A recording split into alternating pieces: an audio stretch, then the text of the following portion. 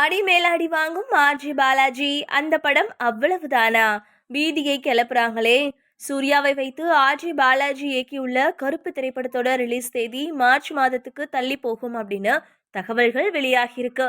இந்த நிலைமையில ஆர்ஜி பாலாஜி ஹீரோவாக நடித்து வந்த ஒரு படம் அப்படியே கைவிடப்பட்டு விட்டதாக திடுக்கிடும் தகவல்கள் சினிமா வட்டாரத்துல பரவிட்டு வருது.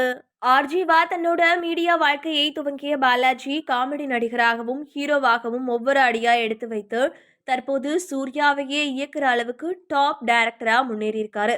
தன்னோட குடும்பத்துல ஏகப்பட்ட கஷ்டங்கள் இருந்தாலும் அதையெல்லாம் தன்னோட நகைச்சுவை திறன் மூலம் கடந்து ரசிகர்களை சிந்திக்கவும் சிரிக்கவும் வச்சுட்டு வராரு. ஆர்ஜி பாலாஜியோட எல்கேஜி, மூக்குத்தி அம்மன் போன்ற படங்கள் ரசிகர்கள் மத்தியில மிகப்பெரிய வரவேற்பை பெற்றன.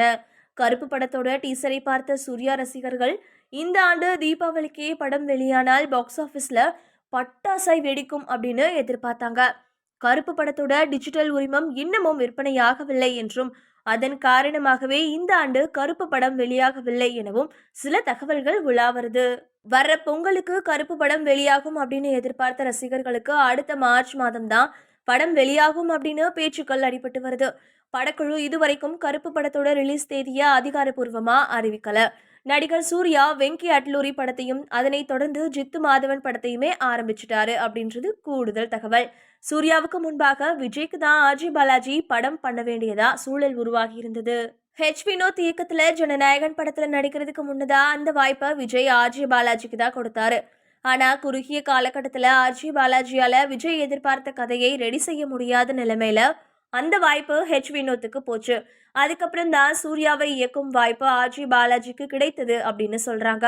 கடந்த 2024ஆம் ஆண்டு அக்டோபர் மாதம் ஆர்ஜி பாலாஜி நடிப்புல ஹாப்பி என்டிங் அப்படின்ற படத்தோட டைட்டில் டீசர் வெளியாகி அந்த படத்தோட அறிவிப்பு வெளியானது. அறிமுக இயக்குனர் அம்மாமுத்து சூர்யா இயக்கத்துல ஆர்ஜி பாலாஜி நடித்த படம் செம்ம காமெடி காக்டெயிலா வரும் அப்படின்னு எதிர்பார்க்கப்பட்ட நிலைமையில தற்போது அந்த படம் டிராப் செய்யப்பட்டு விட்டதா தகவல் வெளியாகிருக்கு. $1,000,000 தயாரிப்பு நிறுவனம் அந்த படத்தை கைவிட்டு விட்டதாகவும் வேற ஏதாவது தயாரிப்பு நிறுவனம் முன்வந்தால்தான் மறுபடியும் அந்த படம் ஆரம்பிக்கும் அப்படின்னு சொல்லப்படுது.